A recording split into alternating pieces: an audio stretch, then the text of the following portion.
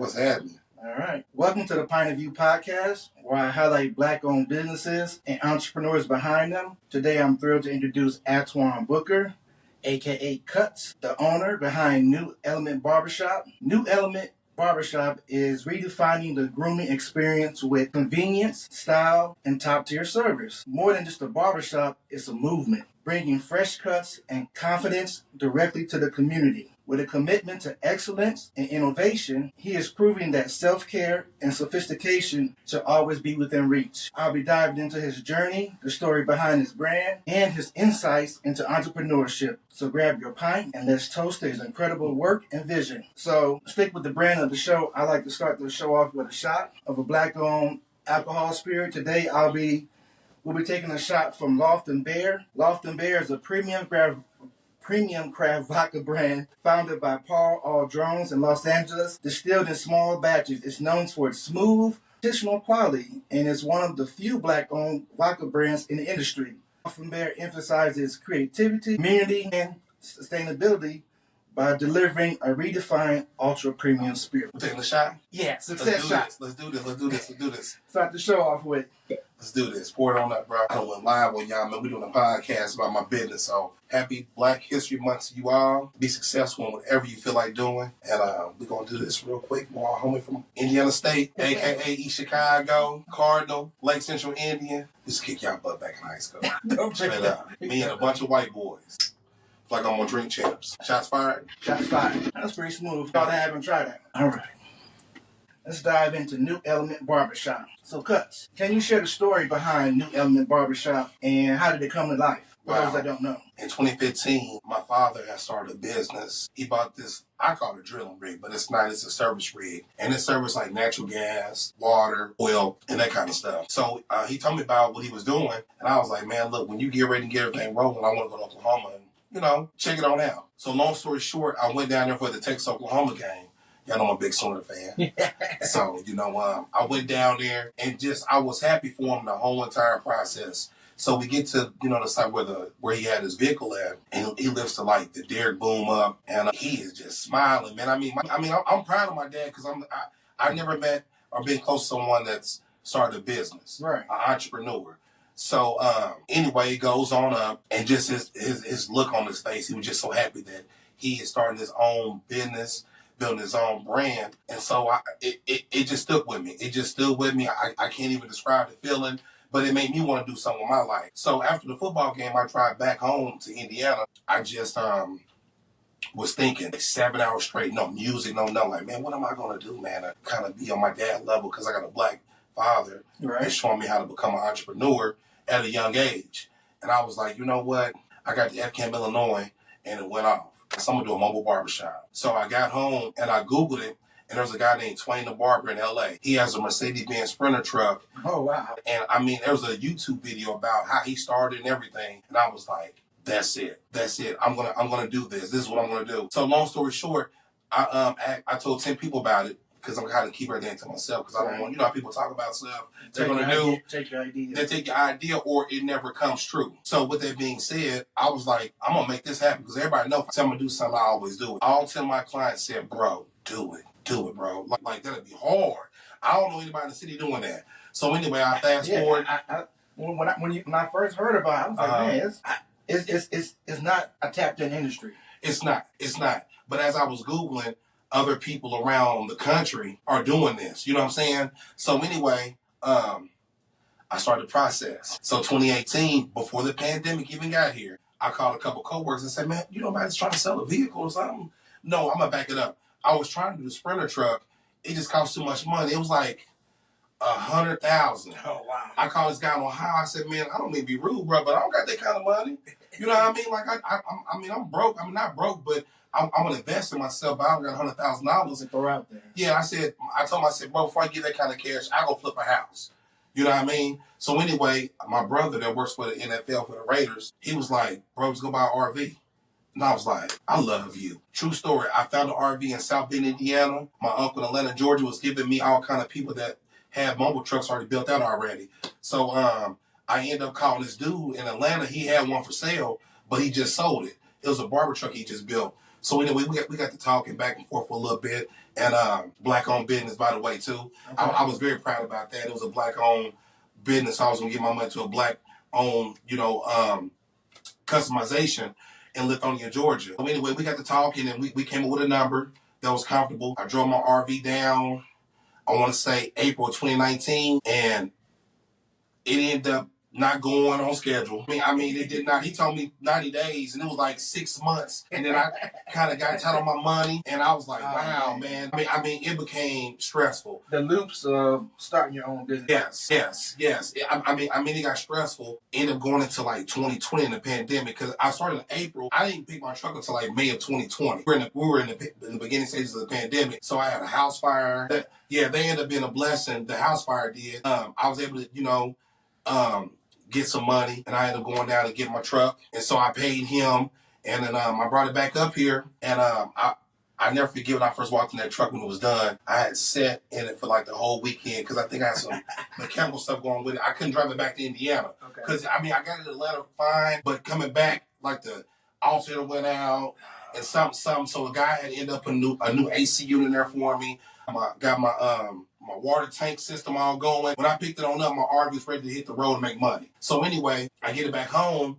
I got with a marketing team that a guy I met at Pacer game. He had been wanting me to, I told him I was going to do it. And he said, man, I'm going to keep in contact, because I want to put you, I want to get you big. So anyway, long story. I don't mean to cut you off, but for the viewers. Okay, I'm sorry, my bad. No, he's telling the story, but so they can know, like, you're doing all this, but you also work. Oh yeah. Time. So some people may think this is all you do. Yes, but no. So I'm saying, like, people don't realize, like, when you start a business, sometimes you are still working your 9 to 5 or whatever it might be. I still work my 9 to 5. So I still work my 9 to 5. But I'm gonna back it on up. So anyway, I kind of jumped a little bit. I'm glad you brought that on up. So anyway, when I came home from Oklahoma seeing my dad, after I Googled that guy Twain the barber in his barbershop, the next thing I Googled was, how do you get funds to start a small business? I'm doing my homework.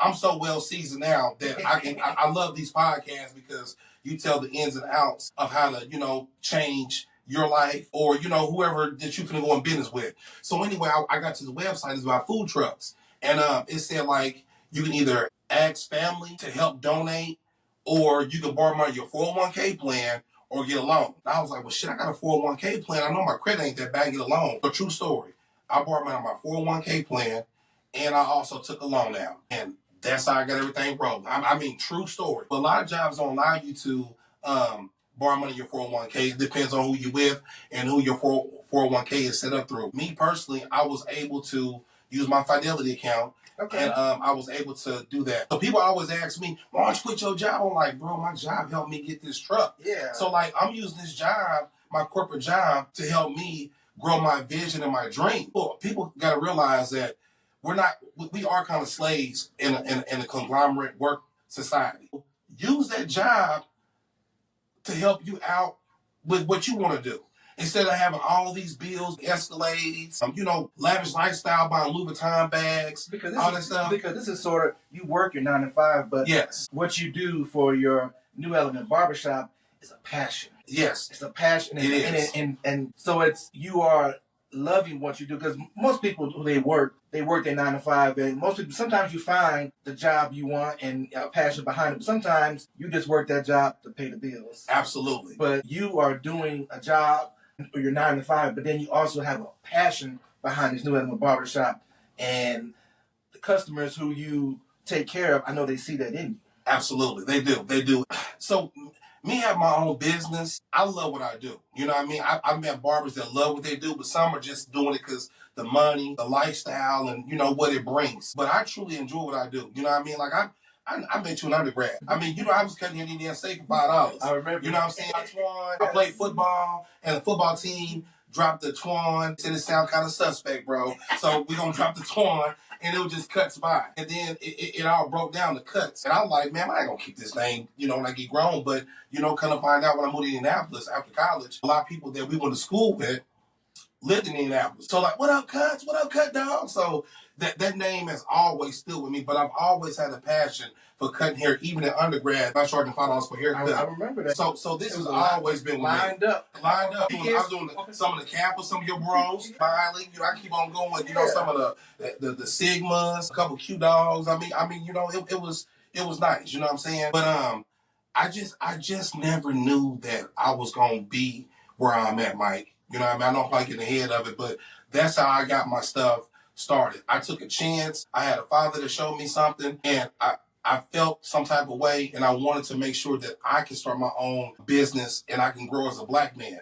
You know what I'm saying? I also be an educator, and also, when I put stuff on Facebook and social media, I'm not bragging the boast. I'm just showing people that, hey, if I can do it, you can do it. But you got to have a strong will and determination and have a good work ethic. And my corporate job has shown me how to run a business. I mean, like, I'm an on-site gas coordinator for IU Health. So I manage all their inventory and accounts. In the beginning, I had a company credit card. I pay my cell phone bill, travel expenses, all this stuff, and work my expense sheet. So, like, that showed me how to run a business. Right. So I mean, just on the job. So why not implement that into what I'm trying to incorporate as a business and be successful? So that's why I mean, I've met the right people when I first started this business, which was a blessing. And I'm a blessing by myself because I got an outgoing personality. People are drawn to me. And I just feel like I got like I cut white and black hair, Mexican, whatever. And when they come, it's like, wow, man, like this dude, he really on this stuff. Yeah. You know what I mean?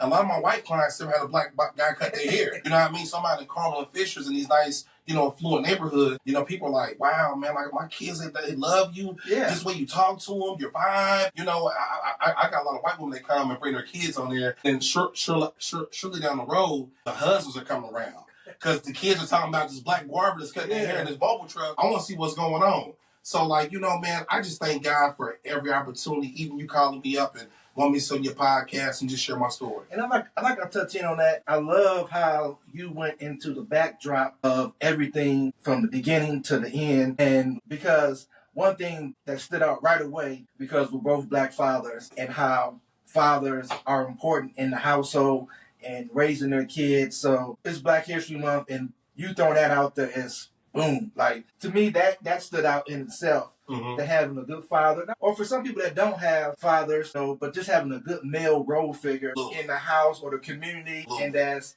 guiding the youth. But your father lit that gem. Not only saying you was already on a good path, but he lit something else into you and show you a different way of living. And he was like, man, I got to do this. I need a taste of that. I got to do this. And I'm glad you said that because, growing up, I had so many friends that I felt bad. They're like, bro, like, I don't have a father. You know what I mean? Somebody doing this. A true story. Like, I had one friend. He's out in the streets. He was selling weed. And I never told him about this. This is the first time I'm telling y'all this. It's okay, man. I said, man, let me get a quarter pound of weed. You know what I mean? Like, for real. He was like, for what? I'm like, bro, because, I mean, you out here hustling. I mean, everybody know doing it, so what's up? You know what he told me? And it changed my life. I've never, ever looked back at the streets again. He said, I ought to call your mom and dad. He said, I'd have been in your house, and he lived in Chicago Heights, Illinois. He was like, bro, I should call your mom and dad. I'd have been in your house and met your mom and dad and tell them what you asked me. I mean, tell them what you just told me. Wow. He said, you come from a good family. There's no need for you to do what I'm doing. I got to work, take care of my mom. She on welfare. And I got two little brothers that our daddy gone. So I got to work my 9-to-5 job and go hustle. Don't you know, about a year later, I went back home to my summer job where I met him at working for GM unloading trucks on a train. And it was a good job in the summertime. I mean, at the time I was in my maybe 1920. I found out that he had went back to go re-up, and one of the guys had shot him in the head, bro. Like, true story. And this guy name was LB. I love LB. He was a good dude. He just had to do what he had to do, take care of business. You know what I mean? But he had enough sense. That blessing. And blessing. Because most guys would be like, nah, man, I got you. Come on, what you need, bro. Absolutely. So after he did that, Mike, I just kept cutting hair. I'm like, this guy really took the time out and told me that. Hit me in my heart. I ought to call your mom and dad and tell them what you just asked me to do. You know what I mean? That's how much he loved me, bro. And I met this guy maybe like a year. And we just worked this job. You know, time I went to Indiana State. But that's a true story, man. So I've never been involved in any kind of extracurricular street activity, none of that stuff. As a black man, because we get that stereotype that all black guys sell drugs and they rob and kill. You know what I mean? To me, I'm glad you highlight that story. And it just goes to show you, like, there are good people out there. It is. That it just sometimes it's the circumstance or the environment that they're in that they don't know the other side of of what it could be like. Absolutely. And he saw that, hey, this dude got a mom, a dad, good household, bring him the right way. Yeah. Like, what is and my mom and dad lived in like a predominantly all white area because I went to all white high school at Lake Central. So like he's seen all that, and he like, bruh, like I'm pretty sure he said like I would cut my right hand off to get what you got. I don't want you to jack that on up because I see where you coming from. You trying to revert and go back to what I'm doing. I'm trying to get where you at. Right. That with that message being said on Black History Month, we need to let our youth know that just because you live out in the suburbs and you see everything on social media that's glorified by these rappers that's being in the hood, disrespecting women, smoking drugs, popping pills, that's just entertainment. That ain't what you need to be doing. You need to be trying to do something to uplift yourself and your community, bro. You know what I'm saying? I'm interviewing you for your business. But this is also like just the informational almost for not just for us but for people in general. Don't get caught up in the glitz and the glamour or just the worldly things. You know what I'm saying? Because I mean, like, I know when I started my business, I know a lot of people that I used to cut their hair, they stopped coming. I did nothing wrong. I told them, I gave them their number, what their price gonna be. People stopped coming. So like I was upset for a while, but I felt like God did this. These are his hands. He just scraped that away. Like, don't worry about that. I'm going to bring you some new money. I'm going to just believe in me on this journey. I got you. Piggybacking on what we're talking about our youth and our community, and we just have just a good relationship with the Lord above and faith, I believe that things would change, but it's just so much jealousy in our community, so much hatred. A lot of people growing up wrong, got issues that need to resolve with a therapist and all that kind of stuff. It's hard to kind of see positivity in our Black community. So that's why when I put my business on Facebook, I try to show that I cater to all races and I'm growing as a Black man. And I want this to be, I want to have my legacy because I'm just getting started with NEB. NEB is going to be, it's going to be something so big, significant. And people going to be like, man, I know that brother. Man, that dude did his thing, man. He really, bro, I'm so proud of you, man. I'm like, bro, thank y'all, but I'm not done. Like, I'm just getting started. Like, y'all are seeing the baby being born. Like, wait to start walking and talking and moving around and growing. Like, this business is going to do something. And I'm not stopping just with me. I'm trying to do something big with this. That's what's up. Love you, man. This is a good interview, bro. I'm glad you are going into depth instead of just giving me, like, quick, short answers. Man. And really, real. And for the viewers, just giving them, like, the realistics of not only starting your business, but the behind the scenes of the ups and downs. And yes. I feel like people that are watching this will see like, man, I'm going through that, or I experienced this. So I'm glad that you are giving me relatable information, so the viewers out there, so they can relate to that. But before you jump into your next question, I'm gonna be real. So like, people are asking, okay, well, how'd you do your first year? So the first year of my business, it was like, I cut my regulars, I got a few new people. Year 2 was okay. You know what I'm saying? But that's why I kept my corporate job. You don't quit your one job because you got something else going on. No, that corporate job has kept me afloat the first 4 years, going to my 5th year this year. So like, I'm gonna be real with you. Year 3.5, 4 is when I start seeing the money coming in. But I always posted like me cutting hair, or I'm in a truck doing this and that with music in the background. I've always had a steady clientele. But like, far as me, like, but far as me being like rich and all that, like, I ain't got there just yet, but it's coming. It's coming. And then I want to say 2 years ago, I had like a setback. I had my roof had leaked. I had to cut the roof off. And I mean, money coming in good too, bro. But these are the things you experience as an entrepreneur. And instead of working for somebody that can just take care of that responsibility, I had to stop what I was doing. I called a couple people. It was expensive. I did it myself. So the truck has been, kind of not down, but it ain't been out like it is. But this year's it'll be back out in the city and moving around. It's just one of the things, man. I mean, it's trials and tribulations, but you have to persevere. And don't put all your eggs in one basket, because the average millionaire has like 8 strands of income coming in. Right. So, I got 2. So I need about 5 more. I'm gonna just be real with you, bro. Brother trying to get rich. I ain't trying to check the check. I'm trying to come up. There's nothing wrong with that, man. I'm glad you highlighted that story and just gave viewers, like, even the stats show, like, people that start their own business, they don't really start seeing a profit until like year 5. Absolutely. The first 5 years, the money that you make, you invest it back into the business. You reinvest back in the business. To make it bigger and better. You make a little money, but that's why I said you keep your corporate job. You just don't if you start a food truck and you got a 9 to 5, keep that 9 to 5. Right. Keep that 9 to 5 till you making over 6 figures, or you like, hey, you married, like, babe, the truck doing dumb right now. It's good. Where I think I might need to get another truck. Right now I'm in the process of buying another truck already because I want to go to the house. So this year, NEB's going to add to his fleet. God is good, man. I mean, I tell you what, man. Sometimes being a good person, yeah, you might not see it pay off in the beginning, but over time, God opened up doors and made stuff happen and bless us, man. So, brother, been blessed, man. You know what I mean? I have, Mike. Go with your questions, bro. No. Everything that you have went into probably covered most of my questions, the beginning part. Gotcha. But the other details that you highlighted on, I think is important for the people that's listening because, one, it gives them a perspective like, it's not going to be easy.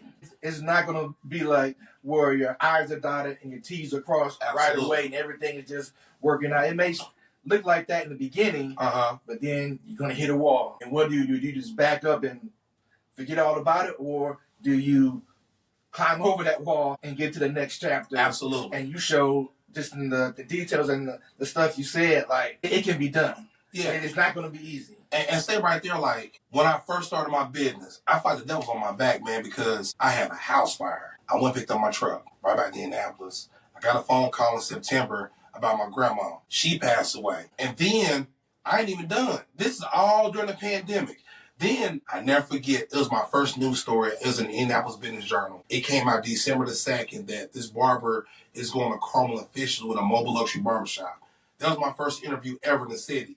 I had my grand opening in October of 2020. So that article came out December the 2nd. Like 9 days later, I lost my son. You know what I'm saying? And he died 3 months before his son was born. And like, it was hard, man. You know what I mean? Like, it was hard because I had all this going on. I'm trying to get a house rebuilt. Had to bury my grandma, which I stayed with, lived with for a little bit. You know what I mean? And I love my grandma. It's my dad's mom. She just good woman. And then on top of it, I lost my son. So I got all this going. Man. And I'm trying to start my company business. I got a corporate job still. I still got my daughter at home that I'm raising. You know what I mean? So like, I'm like, what do I do? Like it's crazy, bro. Like, I'm like, I can't even see it because we just started the business. You know what I mean? 2021 was things started to go good. I got my first cover in the magazine, the Barber magazine. I think that month they had me in like 3 magazines. I was in Broad Ripple, the Geist, Fisher's Magazine, B6, ABC News. Wanted to sit down and do an interview with me because like they never seen a mobile barber truck. Right. And it happened around my son's birthday, holiday weekend. So that month of June of 2021, I feel like my son was upstairs like, I know I'm gone, Dad, but I got you. You know what I'm saying? So like, I always try to make sure my son's name is always kept, in a positive light. You know what I mean? He made some bad decisions, got involved with these guns out in the streets, but I knew I had to keep going. It hurted. I don't know how I funneled through losing a child. I mean, like, I don't. Person just it sucks. I mean, and this is my firstborn. But you did it, and it's just like, I know, man. It was rough. And then you think about, like, you got all this stuff still you got to come back to. You got to go back to work. You got to go back and keep this job you just started going. You know what I mean? People don't see that behind the scenes, and people can't even relate to the pain and hurt. It doesn't stop. It does not stop, man. Like, it keeps on going, and it's hard, man. I mean, like, I love Junior, and me and him fell out for a while, and we had just got back to being father and son. It's crazy, man. I just stopped paying child support on him. I mean, it was just a crazy scenario, but I got through it. It still hurts. You never, like, fully, regroup. It's always with you. You're a father. You're a black father. You know what I mean? You're a father. I was the type of father that I wanted to not let those stereotypes of a black father define me. I wanted to make sure I was there for my kids. And, my son, I loved him very much. I wanted to raise him up, but his mom was fighting me on that. I had to baby mama drama like any black man. I've been through some stuff. I've been through some stuff. I can relate to you, so I'm not going to say that I haven't been through the ups and downs, but I just highlight a little bit on that. I think a lot of times us fathers and who go have kids and not with the mother, sometimes we don't know the ins and outs and whatnot. Absolutely. And aren't educated on it. I know I went in blindly. Yeah. And I've learned from it, so I can relate a lot to you of learning the ins and outs of the system and how to navigate that. But at the same time, no matter what, I can tell from the conversations we had and knowing you, regardless of the child support or what the court system said, you was like, I'm going to be in my son's life. Absolutely. I'm going to make a way. And I appreciate that you highlighting that because just one-on-one, I've experienced that. So absolutely, I'm relating to you on that. Yeah. Just navigating that and being a father. And then not only that, though. You can't give on your kids, man, because you don't know what your kid going to end up being. You know, you hear the stories of the black fathers that abandon a child, they will become an NBA player or someone, a music singer, or just anybody significant celebrity-wise, and you wasn't there to nurture this child and raise this child up to be the next it. You know what I'm saying? So, because you never know, it's a dice game. You don't know what your kid gonna be. Your kid could be a drug addict, or your kid could be someone, a prominent doctor, lawyer, someone that's significant. So, like, that's why I wanted to make sure I took care of my kids. Plus, I have my black dad around. You know what I mean? He's the reason why I'm talking to you right now. 100. I'm glad you went into that because absolutely, I appreciate my father. Yeah, I think that was when I first was gonna have my the whoopings, all that. I tell my dad, "Hey, Dad, thank you for them butt whoopings, the boy. You just don't know. You prep me up for not going to jail. Sometimes they steer you in the right direction, and then some kids they just hard headed. They going to jail. Right. You know what I mean? They're hard headed. But yeah, shout out to the black fathers for Black History Month. All right. So when you was talking about your business, how do you set yourself apart from other barbers out there? There are other barbershops, but I know yours is mobile, so what also stands out about New Element Barbershop? That's a good question. Dang good question. Throwing them darts, man. So one thing I'm gonna say this though. So one thing I do with NEB is that off top, when you first book with me, I congratulate you and I make sure that you're welcome, and I look forward to seeing you on your appointment with me. Because I have a booking system that lets you know when I get new people to come besides regular. So anyway, I tell them like, hey, you know, when you book with me, I got reward points. So when you come to me, yeah. Oh yeah. Come on, bro. Come on. I like that. Hey, we changing the game. I like that. What you changing in the game? Rewards. That's why I always go to Speedway. Yeah. So with me, I tell my clients when you get to $500, like I don't care what you done. Is it the kids coming or the adults coming? As soon as you get to $500 that you spend with me in services, I give you $100 toward free haircuts, or I'm about to start selling hair care products and merchandise. Hopefully this year, you can use those reward points to either help you out with a haircut when your money get tight 1 week or 1 month, right? Or and it never expires. So like I know, that's good. So for a single mom, that's like 4 haircuts, but for a dude, that's a free haircut and a lineup, or he can get a couple lineups and a haircut. How are you gonna break it down? So we do that, and then we have I have a let me see. I like that because when you go to these barbershops, and most of them are still old school, kind of paying cash, right. But some of them updated to the credit card and whatnot. Using books, style seat, yeah, that kind of stuff. Yeah. But now what you're doing is like you invest in me, I'm investing in you. Absolutely. It's like a two-way street thing. Like you believe in me, I'm gonna show you how. Hold on, time out. Remember the scene on Barbershop when the dude went for the haircut to get the job interview? Yes. And he ran out the barbershop? Yes. Okay, so look, I'm going to stop there. So let's do the reward point system because people, money gets tight. You know what I mean? We live in a society where groceries going up, the egg with the bird flu, all that type of stuff. Yeah. So I know money getting tight, plus I don't know your expenses. You know what I mean? You might have a DraftKings addiction, all that kind of stuff. But anyway, if I got this reward system going on, I'm going to take care of you like you taking care of me. You know what I'm saying? I'm going to bypass all that. Hey, bro, I don't get paid the next week. You might get a haircut. Bro, you got reward points, bro. Let's see how many you got, and we good. So I'm just being innovative, creative. I haven't seen anything out there. So I know. I already know. You don't know. Man, so for you barbers listening out there, you better cut and paste and put that in your clientele. Because guess what? I'm coming for you. That is new. Like, that is the new era territory that I haven't. You gotta change with time, bro. Man, that's part of changing the game. So another thing is I offer the clients cigars. If they smoke or not, it's optional. You don't have to take it with you. But I also offer cocktails, ice cold beer, a bourbon. You know what I mean? A bourbon. The kids get free snacks. They get chips, suckers, candy, a beverage, and I got 2 TVs. It's a vibe. The mom can have a cocktail while she having her son get a haircut or something. And I like that because usually when you go to these barbershops, I'm not knocking any barbershops. Yeah. It's just to sit there and now you're waiting, you're watching someone to get cut. Yes. But you're making an environment where You get the cut. It's an experience. Experience. There you go. There you go. There you go. It's an experience. It's an experience. So that's what changed the whole tempo from there, because my market team, we sat down, they were like, so what's going to make you like get to the top of like the food chain? I said, bro, this is what we going to do. And he said, that's tight. Like, you really thought about it. I said, bro, you think I wouldn't? I got thousands of dollars invested in this barber truck. You think I'm not going to have nothing over the top where these clients want to come and see me? And on top of that, too, I'm a great barber. I take my time. I talk to my kids. Like, every kid, whether you white, black, Mexican, I ask how you doing in school. What do you play? Are you involved in sports? Are you involved in extracurriculars? I've seen that area, because my sister even related to when you went out to the high school football game. Absolutely. And you posted out there. And it was just like the kids came in, kids getting cut, and enjoying themselves while they were there. It was just like a fun, friendly environment for everybody. Even though he's a black-owned business, this is not just for black people. This is for the viewers. This is for everybody. Because you all got, like you say, Ripple, Fishers, I'm in Zionsville, Town Square, and I'm in areas that, you know, a lot of black barbers aren't at. Like, I could stay in Indianapolis and cut hair. Westfield, too? Is that but mostly like Carmel. Yeah, but I'm still working on Carmel, because Carmel's not like mobile friendly. They're all about brick and mortar. Like, I got some stuff in the making that's going to break through this spring coming up, so I'm excited about that. But anyway, that is exactly what I want to do to make it different. The whole entire experience, from the time you come in there, from the time you book on my website until you come get your haircut. That's what I want. Because I mean, like, I know what barbers are doing in the city. And it's a lot of great barbers in the city. I'm not knocking any barber at all. I'm just trying to make sure that when you speak about New Element Barber, that you know that it's going to be top notch. Every review you see on Google is legit. The people like it. I have a revolving door, and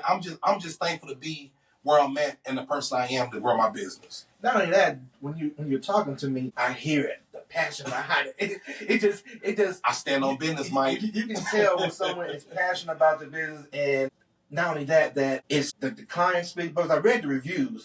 And what you think about 5-star all the way. Okay.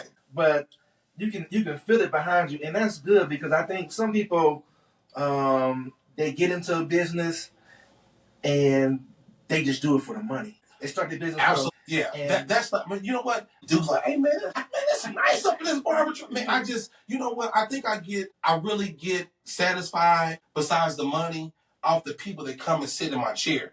But especially for new people, like, bro, I ain't never seen nothing like this. Bro, you got a bar up here, you got drinks, you got a bathroom in it. Man, listen, you got 2 TVs. Oh, man, you clowning, bro. But I mean, that make me feel better than getting paid. You know, seeing the enjoyment on my clients, whether they're little white kids or, you know, black kids, you know, whoever comes. I mean, they all like it, and they like the preferential treatment that they receive when they come see me. That's my big thing, Mike. It's upper echelon. Upscale. Upper room. Upper room. You know what I'm saying? Hey, absolutely. But yeah, Mike, I'm just, you know, I'm happy to be here on your podcast and be very informative about what's going on.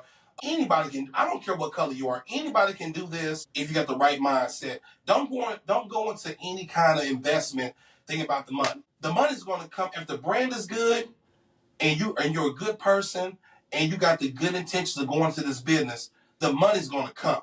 The money going to come when you're sleeping. The appointments, the orders, whatever you're doing, is going to come. If the brand is good and the person behind the brand is great, the money's going to come. It's going to take some trials and tribulations to build it up. But once the oil is running, it's over, bro. It's curtains. That's dope, man. If you don't mind telling me, do you have a memorable client that you service that just stood out from the rest? Say that part again. A client that you service that stood out from the rest, that you remember, like, man, this was like not an experience for you, but an experience for me as well. Anyone that you service? I know you cut NBA and NFL players. Well, I tell you what. I'm gonna be real with you. When I first got a phone call, well, let me see, the NFL Combine has been a blessing. I should be back this year. I'm excited. Yeah, I haven't done a Combine in a while. Pat McAfee. When I got the phone call to cut Pat McAfee, it's a true story. It was like a surprise. I didn't know who I was cutting. So I made an appointment and they said, you got to be here on time. So I go to his crib, and this is before I even got the barber truck even rolling. This is like years ago.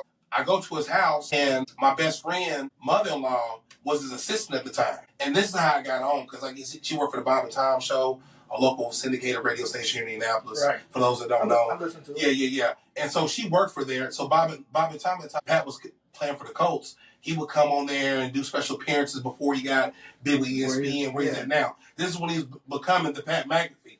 at the time. So I finally go in the house and she said, well, you're going to cut Pat McAfee here. I said, what? So I look to my left, I see all his NFL Pro Bowl jerseys and all that. And he comes out of the back like, hey, I'm Pat McAfee. I said, man, I know you are. Boomstick. He like, yeah. Man, cool dude, man. So, like, he stood out for an arrest, man, a lot. Because I was dealing with him on a regular basis. We still cool to today. You know what I mean? He definitely good dude. And watch him grow from where he came from as an NFL punter to where he's at now, working for ESPN. I went to Royal Rumble last night. You know, he was on that. Shout out to Pat McAfee on that for bringing it to the city of Indianapolis. He was cool. You know what I mean? We didn't have a long relationship years, but the time I did spend with him, it was epic. You know what I mean? It was really nice. A lot of NFL executives during the combine, coaches, front office, scouts. Yeah, just, you know, dealing with people like me and you, but just they got different positions. And they all just like us, bro. Want to have a good time, make money, and live good. That's dope that you highlighted that because that just probably like gave you more fuel to the fire. Absolutely. Yeah, I gotta get this barber truck done. This guy's a living. Yes. Cutting people like this right here. Absolutely, man. Now it's about the rock and roll. Yeah, and I don't mind by sharing that because a lot of barbers want that clientele, which is good. You know what I mean? I'm not saying that having celebrities ain't a good thing. Your regular 9 to 5 people make just as good money as they do too. You know what I mean? You get a couple people that got like doctors. I have doctors. I have good lawyers, engineers that they bring their kids to the barber truck because I've either cut them at a football game, and then like when I meet them outside of these football games, I go to their home and they come to my truck. I said, oh, they got a little money. No, seriously though. And these kids come from affluent neighborhoods. Right. And I'm like, okay, cool. My regular 9 to 5 people are just as good as the celebrity people. But I'm the type of guy where I don't just set my eyes on one particular kind of clientele. I know I want an upscale clientele where people appreciate me and my time and they gonna pay me. And I'm good with that. And I'm glad you highlighted that because your business is not just like you say for upper clientele. Mm-hmm. It's for people that just working 9 to 5. Yeah. Your prices are reasonable. They are reasonable. Because they are reasonable. I don't know what has changed, but I know back in the day when we used to do it NES State. Like $20. No. That was expensive, like $5 haircut, $10 haircut. Yeah. But the barber game has came a long way, man. I know guys getting $20 a haircut, which is fine. My price will increase once I get my new truck out because their truck is going to basically go to the home of the clients. And also, if you have a job, I'm going to pull up at your place of business. Wow. So there will be a price increase due to the travel and the service. You know what I mean? So, but it's coming on in this thing. That's great that you're going to do something like that because people that might just fly in Indianapolis. Absolutely. Got an interview for a big corporate job or just have something going on the next day. Don't know the city. Someone that gave them the information, hey, this guy going to get you right. He'll get you together. Yeah, absolutely. Whatever you got going on tomorrow, he going to get you right. Yeah. So look forward to me having a commercial on TV soon. I thought about doing a billboard, maybe at the airport, something like that. But I'm going to definitely start stepping my game up with marketing because, like I said, I got Indianapolis in the city of Indianapolis. I want to really show people that I'm standing on business with what I'm growing, and it's a baby. You know what I mean? I'm going to birth this baby to something big. And one day you're going to see me nationwide on TV. You know what I mean? Or my brand. Not me. You know what I mean? I'm putting all of this. I might have a celebrity talking about, you know, how I call NEB and they come to the house and, you know, get it done. That's my vision for this company. I'm just not trying to be local, like, oh, he's a mobile barbershop. And nah, bro. Not this brother. I'm trying to be like prime time Dion. Okay. You know what I mean? I'm trying to help the young guys, these young barbers, these young stylists, put them in trucks, and we be the Uber of hair, man. That's the next goal. I'm trying to be the next Uber of hair. I want NEB to be big, man. I can visually see that. Yeah. I like that's what we doing, man. So I'm not bragging out here on Facebook, stunting, thinking I'm better than anybody else. I'm a simple dude. I'm a simple black man that just wants something in life. You know what I mean? I want to make sure that where my parents that gave me, or you know, to be here in this world, that I'm gonna be impactful and I left behind a legacy. You know what I mean? And my daughter's doing hair. I'm about to build her a little this summer. I'm gonna build her like a little she shed in the backyard. We'll keep it in the family business. Man, the good thing about this is I didn't force it on her. This is what she wanted to do. She got her high school diploma at North Central, and she also got her cosmetology license. My baby girl did a photo shoot for Valentine's Day yesterday. I'm so proud of this little girl, man. As you listen to this podcast, I love you. I'm so proud of her, man, because she didn't ask me for no money. She is doing everything her own way. She has her own website. She does braids, everything. I told her, I said, you know, baby, in a couple more years, I want you to start investing in yourself and doing white hair as well, because I want you to get all the money that comes your way and be influential to like the mixed girls, to the white girls, the black girls, all that. And she She understands the assignment. She's understanding the assignment, and she's gonna knock it out. Here down the road, to get this new barber truck, I'm gonna build her a salon truck, and after that, I will, Lord will. It's time for showtime. Any B's gonna start franchising. That's the goal. Everything that you said, I think it got me inspired. Absolutely. I know for the people that have business, or some people that's out there that probably are at that wall. Like, you just highlighted everything and just gave them like, hey, you're gonna hit this, but this is how you can get over it. This is how you gotta do it. You keep your 9 to 5. Yep. You know, if you do have one. Use that job like they're using you. Keep them expensive, all them escalates, all that stuff. I get people want to live their life, but also have the back of your mind that you want, if it's something that you want to do, take a shot at it. If you don't shoot your shot, who gonna shoot it for you? Man. I'm gonna shoot my own jump shot. I'm not gonna wait on Michael Jordan, Kobe, and LeBron. I'm shooting my own jump shot. Whether I miss or I hit, I'm shooting it. I shot it. I think I did pretty good. I think I'm shooting a good field goal percentage right now. So I'm good with that. Like you said, you motivated me by just coming here and giving me an in-depth behind your business. But for the people out there that's watching and listening, they're like, man, like, I got this idea. I don't know. But you just try it, man. You just highlighted like A through Z. Okay, you got an idea. Hey, do your research on it. Find out, are you the only one that's doing it? Separate yourself from other people. Because I think some people just go in blindly and then they fail and they're like, they won't for me. But you're like, you can't just dive into it without doing the research on Absolutely. Being knowledgeable about what you're doing. So separating yourself from people because you're probably not the only one that's doing it, but separate yourself from everybody else that's out there doing it. And you just highlight like, hey, you do this, you do that. And so for people that's out there that's wondering, hey, can I do it? If he hasn't inspired you, he inspired me like to keep pushing and moving forward because it can be done if you just step out there, fumble, you're gonna fall. You're gonna do that, bro. But you gotta get back up. This ain't easy. It wasn't meant to be easy. Like everybody say, if it's easy, everybody be doing it. You see what I'm saying? So that lets you know if you grew from a small little seed to something like a big tree. Plant it. You know what I'm saying? And you nurtured it and you went through all the setbacks, all the limbs being fallen off the tree and new limbs growing. Bro, that's a growing business. You done went through everything. So therefore now you on top. You showed that you can grow and go. You gotta keep going. You can't stop. But not only that though, I think you starting your business and how successful you're doing and the information you gave about your daughter, you sound like you are not only doing well, but you planting that seed for the next generation. Absolutely. Absolutely. Sometimes we, not just people or just African Americans, sometimes we just focus on us and not the next generation. What's after us? And you building a legacy. I am. And I like that. I am. I mean, the goal is to get this thing big, man. It really is. And also help other barbers. You know, my goal is to destroy every barbershop in the country and put them in barber trucks. Nothing wrong with that. I mean, because you got to have that mindset. This is where everything is going. Everything is coming to the customer. Everything, Amazon, DoorDash, it's all coming to you. Why not go to the customer? The dynamic of the barbershop is really kind of dying in my eyes. And a lot of people are saying that a lot of people like being at home where it's safe. I control my environment. I know for a single mom, I know women that come inside my barber truck, but some of them, they sit in the car, let my son have his time, or some will come in because they like the vibe and the ambiance of what I create. But that is why I built this need for this mobile barber truck. Not only just have a mobile barber truck, but to grow it and give other people opportunity to make good income. You know what I mean? Because it's there. You know, I do the football games.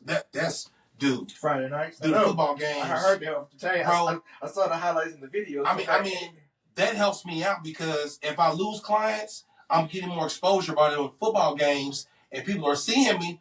Let me call that barbershop that they was talking about on the PA system and check them on out. I went on Google. I saw his work. Hey, we gonna book with him. I saw you wreck shop at the Avon game. That's what I'm saying, bro. You know what I mean? And now I done got so cool. It's breaking news. I done got so cool at Carmel.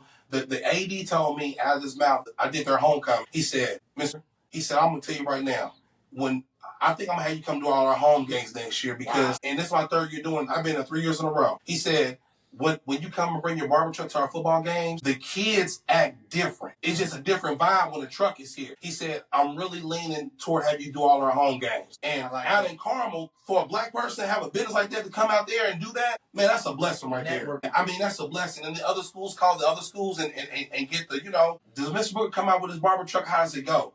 And they're like, dude, come on out. I heard nothing but good things about it. So that's one good thing about building a brand.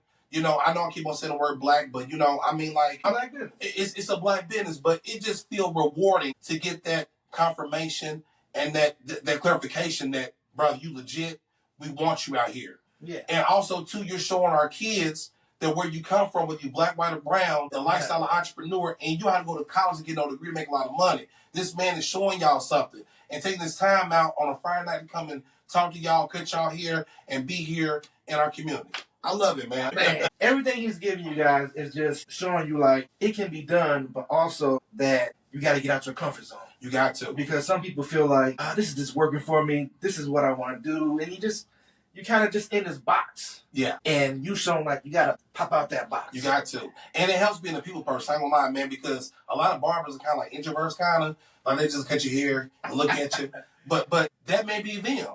It may be a lot of barbers like me that want to go out and, want to talk to people, be outgoing. This is your platform. Man, be you. You know what I mean? Because I get a lot of people, they say, like, if you franchise, you're unique. How are you going to, like, incorporate that to your staff, your employees? I'm like, well, I have to weed them out. You know what I mean? I have to weed them out. You know what I mean? Because this is a place where you come for the experience. Right. And you want to be catered to. You want to feel like, when I'm cutting your hair, I want you to feel like you the star. You know what I mean? I want like that. You know what I'm saying? So that's what NEB stands out at, man. And that's how I differentiate myself from other barbers. That's dope. Absolutely. That's dope. If you don't mind. Go ahead, bro. Go ahead. We're going to get into, because you highlighted majority of my questions. Good. I'm trying to throw a nugget up there. I didn't even read the question you sent me text message or email. I didn't even read it. I was going to throw a nugget in me, bro. I was going to throw a nugget in. Bam, bam, bam, bam, bam. And I was like, man, he making my job easy over here. Yeah, just keep talking, Mr. Booker. Yeah, so I want to get into, like I told you, we're going to do a Black Stripes game. Let's do the Black Stripe game. Yeah, my hood card certified. Okay. It don't never expire. Okay. We're going to test it out. So please do. I'm going to give you 5 questions that most of us, or just anybody, should know. Each one you get wrong, I'm going to take a stripe away from you. Okay. The goal is to have 5 stripes at the end of the questions. All right. For y'all who chiming in, if y'all hear these questions and I don't get it right, send me just send on the screen. Y'all my cheat code. Okay. We're going to start off, we're going to softball you real quick. Oh. We're going to give you a softball? No, we're going to give you a softball, so not a hard one. Oh, something easy. Okay, gotcha. Something easy just to get up in there. Okay. First one is, what NFL player has the nickname Prime Time? I mean, come on, Deion. Okay. Deion Sanders. Okay. Yeah. Okay, I got that. Okay. All right. Next one, who's the host of Wild 'N Out? Yeah. Yours truly, Nick Cannon. Okay. Yeah, okay. 2 for 2. I'm 2 for 2 right now. Okay. All right, here we go. What sitcom features the catchphrase, "Did I do that?" Oh, yeah. Family Matters. Steve Irwin. I watched a lot of TV growing up. That's probably my downfall. That's our generation. Yeah, it's all good. I try to keep our generation. Yeah, okay. All right. Question 4. What NFL player became the first black head coach to win a Super Bowl? Oh, yeah, yours truly, Mr. Downtown, Tony Dungy. I like how you did that. Yeah. From Tampa Bay. John Gruden won with this squad. Yeah, I got you. All right. I see you sport and movie fan. I love this question, I tried to keep it in what I feel people would know or would know. I got you. All right. This is the last one. Go ahead, bro. Can we get 5 for 5? I hope so. Let's go. What movie is this famous line in? You told Hopple to beat me? Oh, yeah. I love that. Miss Suge Avery. You know what I'm saying? At the juke joint. You know what I'm saying? Sister. Yeah.